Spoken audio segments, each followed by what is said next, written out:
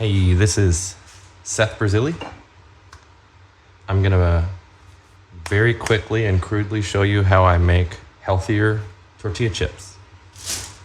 What I mean is if you're not aware, I'm sure you are, tortilla chips at the grocery store should probably be generally considered poison due to the seed oils and whatnot. If you don't buy into the seed oil stuff, then fine. But like everyone unanimously agrees that extra virgin olive oil is better for you than most other types of oil. So we're gonna be frying some chips in extra virgin olive oil. You've probably heard before that extra virgin olive oil is not suitable for deep frying, and that is true in some cases. It doesn't have a very high smoke point, but I'm gonna show you how to make some tortilla chips fried in extra virgin olive oil, and it is fine. And I'm going to link to an article that talks about it in the video description so that you can check my work. I also blend with avocado oil. The reason I do that is because while the extra virgin olive oil is delicious, when used on its own, the flavor on the chips can be a tiny bit overpowering. It's not bad. I encourage you to go ahead and try just straight extra virgin olive oil, and it's very good. But I prefer it to be blended with a little bit of avocado oil. I go close to 50-50 and I just eyeball it. I just keep this in my cabinet and I pop it out when I want to make some chips. I will reuse the same batch of oil about 4 times. Go ahead and do your research there if you're not sure. You don't want to use it forever because repeated reheats will slowly break down the oil over time, and we don't want that. So I will basically shallow fry. It's not a ton of oil with extra virgin olive oil and avocado oil. I don't put a ton in there. There's probably an inch and a half or so. I'm using just store-bought corn tortillas. If you have the ability to press your own, they turn out a lot better. They turn out nice and airy, but these do turn out great. I'm gonna turn the heat on. I'm aiming for about 300 degrees. You could technically take this higher. I just wanna be extra safe and make sure not to oxidize this oil. And the smoke point of extra virgin olive oil is not too far above 300 degrees. It's by memory, it's like 360 degrees or something like that. So I just aim right around 300 degrees to stay far away from that smoke point, and the chips turn out awesome anyways. I use the thermometer like this to keep track of the temperature of the oil. If all you have is an instant read thermometer, that totally works too. You just have to get a little bit closer to the oil, and you just have to check it periodically. I'm gonna go ahead and turn this camera off, and I'll be back once I'm up to around 300 degrees. Okay, I'm back. My temperature is right at about 300 degrees.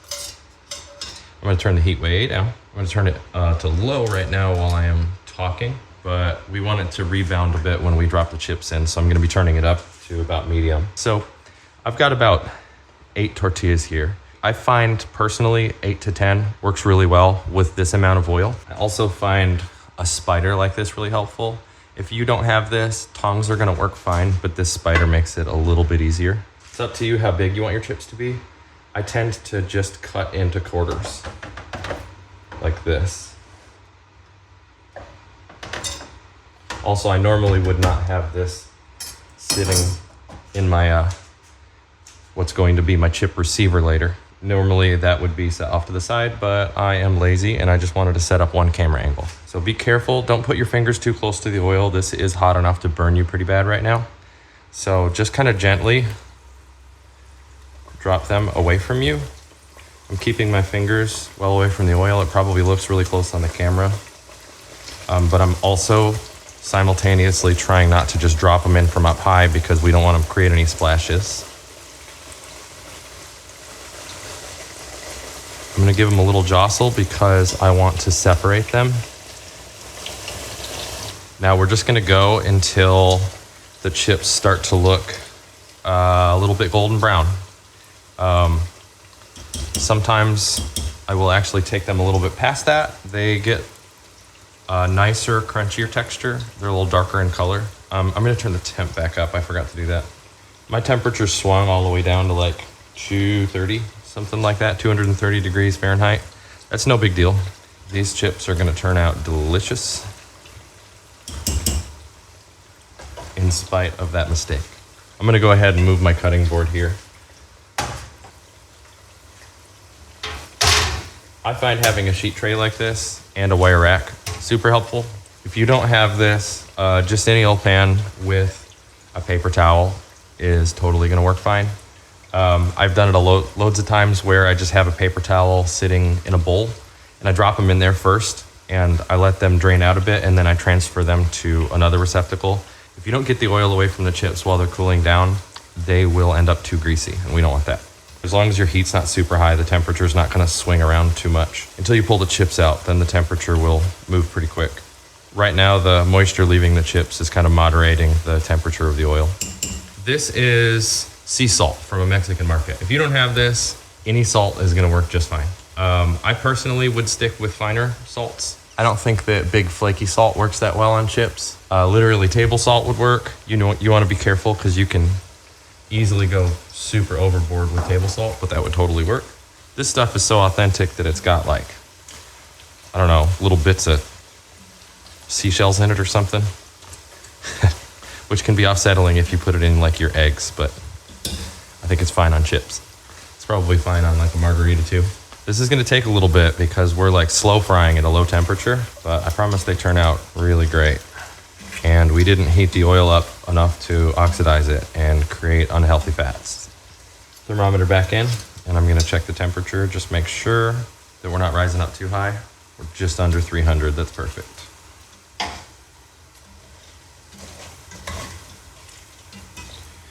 That color right there, I'll try to color correct the footage to make it accurate, but that color right there is what I'm aiming for every chip. I'm getting some uneven browning, which means I have some chips that have been under the oil a lot longer than others. That's okay. A lot of room for error here. They just turn out delicious no matter what. You just have to make sure not to go too light. They can end up a little chewy if you go too light. Okay, these are all about done right now. So I'm gonna turn my temp way down low and I'm gonna scoop these out.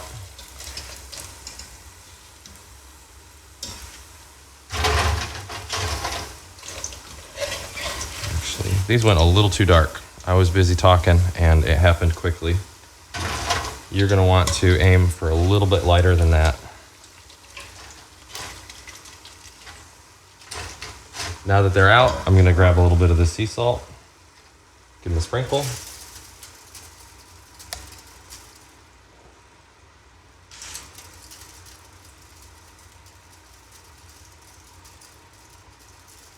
Even though these chips went a little darker than I wanted, these are still gonna be awesome. All right, and that's the whole procedure. You just keep going like that. I'm gonna do another batch here, but I'm gonna pause the camera. I was wrong about these being too dark. They're delicious. I wouldn't aim for that, but I'm just saying, you got a lot of room here because these are delicious. They're so good.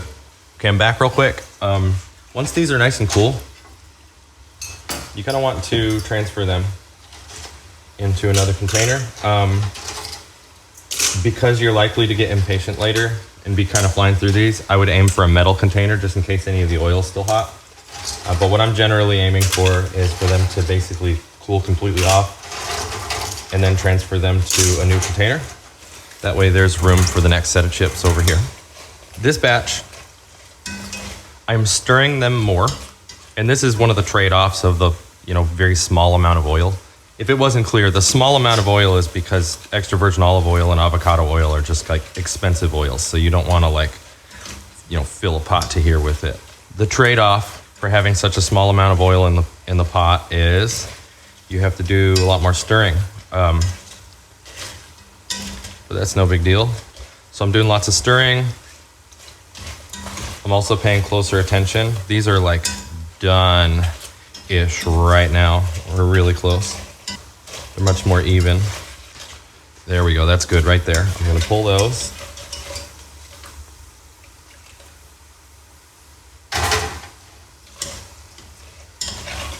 Okay, real quick, it's a few days later. I got to stop focusing so much on the camera and actually focus on what I'm doing here. And I just wanted to share the correct color. You want to pull them out when you start seeing wisps of golden brown showing up. These are about right now. They darken a little bit after you take them out. That is more what you're looking for. When you start seeing like the corners going a little bit golden brown, then that is perfect. And they will, as they cool, they will just darken a tiny bit from where they were when you pulled them out. That is much more correct. You can take them darker than this and they are still super delicious, but this is ideal.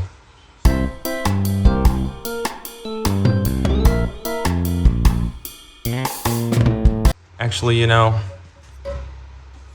one thing I want to talk about real quick. I forgot to talk about this earlier. So, tortilla chips are horrible for you. If you just eat them every day, which especially when paired with the salsa recipe that's accompanying this, chips are they're just so good. You can just eat so many of them. And I just want to highlight to you why it's so easy for them to be so bad for you. They're calling a serving size 2 tortillas, which is 4 of these. Let's grab 4 of these. This right here, this is almost nothing when it comes to chips, right? When you're sitting down eating chips and salsa, you eat a lot more than this, right? You eat like that. That was 8 tortillas, right? 8 tortillas, 4 times that amount. And like, you might even eat more than that. Depends on how long you're sitting there hanging out. So, okay, so what I want to point out, if you're frying with unhealthy fat, each of these chips hangs on to a fair amount of fat. Let me grab a bag of chips. They're saying here a serving size is 9 chips, and that gives you 6 grams of fat. So realistically, I'm not picking on this brand. These chips are great. I'm talking about all grocery store chips. 6 grams of fat. The problem is that this oil right here, this oil is terrible for you. You're eating 6 grams. 6 grams is quite a bit. Now you're eating more than that. You're at least eating twice that. Probably more than twice that. So you're eating, let's say you're eating 12 grams. Okay, let's weigh out 12 grams of oil just to get a visual. This is some cheaper oil I've got hanging around.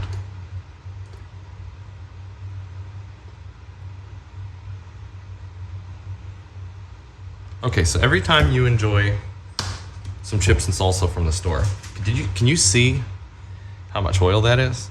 Could you imagine taking a shot? That's about a shot. Could you imagine taking a shot of canola oil? Just like, I'm hungry, I'm gonna have a shot of canola oil. That's the problem. The problem is the number of chips that you eat, because this form of food makes it so easy to eat so much. So we're making some simple changes here to make it better for us. For one thing, I would not hesitate to take a shot. I wouldn't do it. I'd rather it be on a salad, but I would not hesitate to take a shot of extra virgin olive oil. As long as I know it's a high quality extra virgin olive oil. This stuff is awesome, by the way.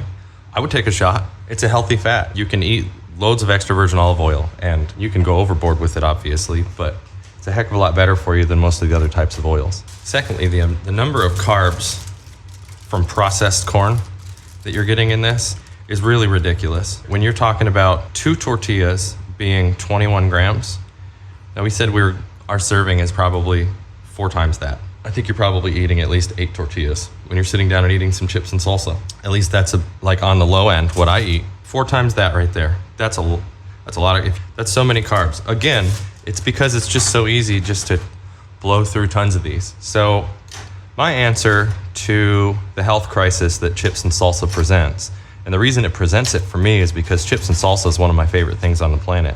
I make them myself in extra virgin olive oil and moderation. I eat fewer than that. I also go real heavy on the salsa because the salsa is a heck of a lot better for you. So hopefully I'm getting my point across. In one serving, I probably eat about this, which is less than half of what we were talking about before, and it's made in healthy oil. My point is not to talk about how healthy I am, because I'm not. My point is I'm confident that you can enjoy a bunch of delicious chips and salsa with a little bit of effort, not much, and moderation. And then most of this delicious homemade salsa ends up on eggs instead of on chips. Okay, that's all I had to say. I just wanted to talk about the health ramifications of what we're doing here. The end. Goodbye.